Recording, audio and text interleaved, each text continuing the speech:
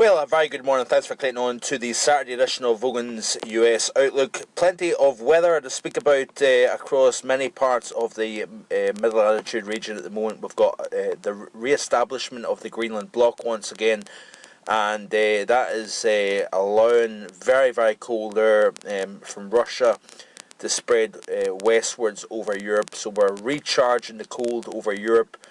We're seeing the snow, very cold temperatures compared to the time of the year, affecting the UK today and over the course of this weekend.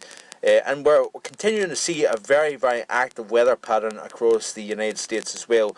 We're starting to reload an unsettled regime for California in the western half of the country. Of course, good news to see the snowpack grow somewhat after record low levels.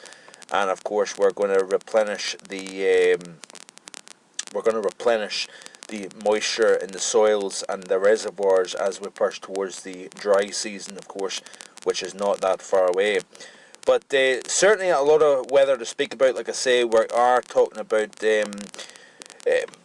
potential for more nor'easters across the northeastern half of the country. Chilly air driving in on the backside of that last system. And then, as you can see here, more weather crossing from the Pacific over the Intermountain West and into the Plain States. We're going to be talking about blizzard conditions here.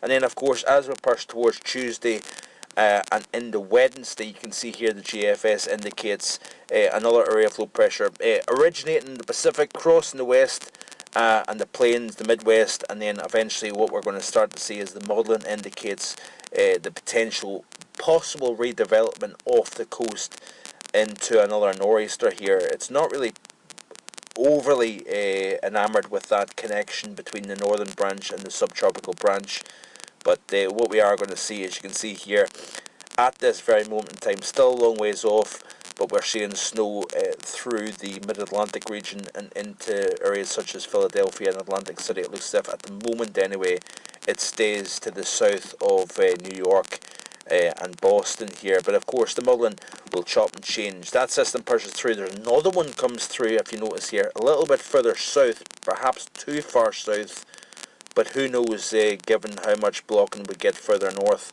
And of course, as we continue to see the activity here midweek into the latter half of this upcoming week, you've got more weather coming into the western half of the country, digging all the way down into the southwestern region of the country. So good news for California, good news for the dry west. Going to continue to see that bombardment in off the Pacific. Some fairly chilly air as well, so we're going to see snow levels dropping quite substantially here, and these systems will continue to cross the country. So we maintain this active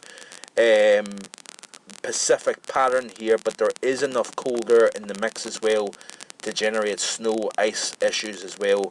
And of course we'll continue to monitor the pattern for the eastern half of the country here. Lots going on. Keep it right here on YouTube and on markvoganweather.com, and I'll keep you posted as best I can. Have a great day. Bye for now.